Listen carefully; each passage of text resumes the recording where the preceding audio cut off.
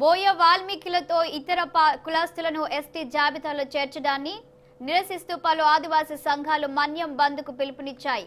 ఈ క్రమంలో ఏలూరు పశ్చిమ ఏజెన్సీలో బంద్ ప్రశాంతంగా కొనసాగుతుంది. బంద్లో భాగంగా పలు ఆదివాసీ సంఘాలు ఏజెన్సీ ప్రాంతాల్లో దుకాణాలు మూసివేసి స్వచ్ఛందంగా బంద్లో పాల్గొన్నారు. ఎలాంటి అవాంఛనీయ ఘటనలు జరగకుండా పోలీసు సిబ్బంది గట్టి భద్రతా చర్యలను ఏర్పాటు చేశారు. ఇతర కులస్తులను ఎస్టీ జాబితాలో చేర్చడానికి ప్రవేశపెట్టిన ఆమోద బిల్లును పలు రాజకీయ పార్టీలు ఆదివాసీ సంఘాలు తీవ్రంగా వ్యతిరేకిస్తున్నాయి.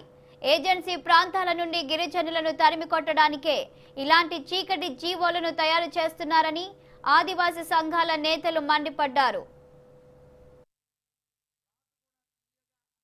మొత్తం ఏజెన్సీని స్తంభింప చేస్తా ఉన్నాం. దాని తదంతరం మొత్తం ఏదైతే ఇక్కడ వైసీపీ ప్రభుత్వం ఏజెన్సీ ప్రాంతంలో మా ప్రాంతంలో ఆయన సచివాలయాల పేరు మీద ఆఫీసులు కట్టుకున్నాడు. ఇది చాలా దుర్మార్గం. 170 చట్టానికి విరుద్ధంగా కట్టుకున్నాడు. ఖచ్చితంగా ఇవన్నీ కూడా గిరిజన ప్రాంతంలో గిరిజనులకు చెందుతాయి. కాబట్టి ఇట్లన్నిటి కూడా రేపు స్తంభింపు చేస్తాం. అలాగే ఎమ్మెల్యేలు ఇల్లు ముట్టడి చేస్తాం.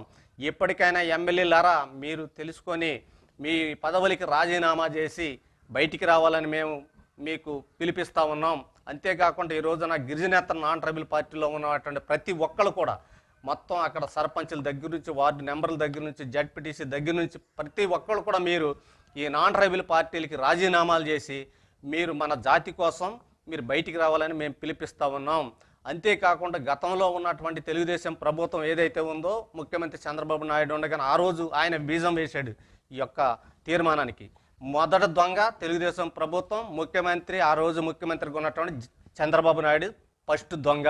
రెండో దొంగ ఇవాళ ఉన్నటువంటి జగన్మోహన్ రెడ్డి. అలాగే మిగతా రాజకీయ పార్టీలకి నేను ఒకటే విజ్ఞప్తి చేస్తా ఉన్నా, మీ పార్టీలో ఒక వైఖరి ఏంటో స్పష్టంగా మీరు చెప్పండి. ఈ బోయ వాల్మీకుల తీర్మానానికి మీరు వ్యతిరేకమా అనుకూలమనేది మీ వైఖరి పేపర్ల ద్వారా మీరు మీడియా ద్వారా ప్రకటించాలని కూడా నేను డిమాండ్ చేస్తా ఉన్నా. మేము ఈ రోజున ఖచ్చితంగా జనసేన పార్టీ కూడా దాని స్టాండ్ ఏంటో చెప్పట్లేదు. గతంలో పవన్ కళ్యాణ్ గారు ఈయన శ్రీకాకుళం వెళ్ళి మత్స్యకారులు కలుపుతానని చెప్పేసి ఈయన వాగ్దానం చేశాడు. అంటే ప్రతి ఓడు అధికారంలోకి వస్తే నేను వాళ్ళ కలుపుతా వీళ్ళ కలుపుతానని చెప్పేసి ఇక్కడ డబ్బాలు కొట్టుకుంటూ ఓటు బ్యాంక్ రాజకీయాలు చేస్తూ ఉన్నారు.